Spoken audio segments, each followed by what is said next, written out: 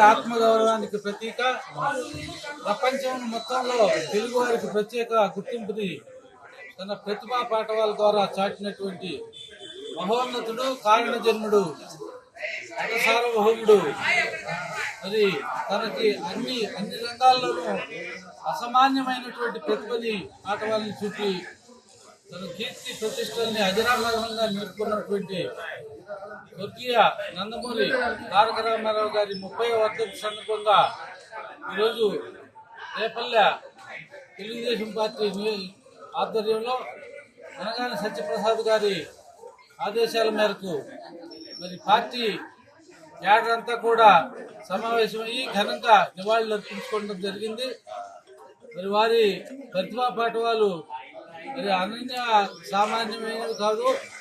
మరి ఈ సందర్భంగా వారికి వచ్చిన బిరుదులు కానీ ప్రజల్లో వారికి వచ్చిన కీర్తి పరిస్థితులు ఆ రోజున 1982లో ఉన్నటువంటి రాజకీయ అనిశ్చిత పరిస్థితులని దృష్టిలో పెట్టుకుని కేవలం అతి స్వల్ప కాలంలో చైతన్య రథం పేరుతో రాష్ట్ర వ్యాప్తంగా పర్యటనలు చేసి సుడిగాలిలాగా తన విజయం సామాన్యమైంది కాదు, అసామాన్యమైందని మళ్ళీ 85లోనే చాటి చెప్పినటువంటి వ్యక్తి.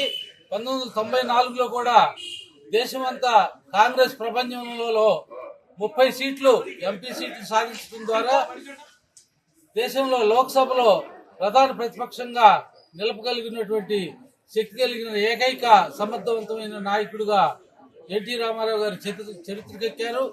వారి చరిత్ర ఇంకా ఎవరు సాధించడాన్ని వారి దగ్గరలో కూడా సమీపంలో కూడా సాధించేటటువంటి అవకాశం లేదు. అటువంటి ఘనమైన వ్యక్తి స్థాపించినటువంటి పార్టీలో మనం అందరం పనిచేస్తున్నందుకు గర్వంగా అనుకోవాలి. మరి వారి ఆశయాలను మనం భవిష్యత్తులో కొనసాగించడానికి కృషి చేద్దామని చెప్పని ఈ సందర్భంగా ప్రణామం చేస్తా వారి ఘనమైన నివాళులు అర్పిస్తా ఉన్నాం. జోహార్ NTR. Local to global news at your fingertips. మీ చేతిలో ఒక ఆయుధం. Download raw TV app. Media legend Ravi Prakash is back.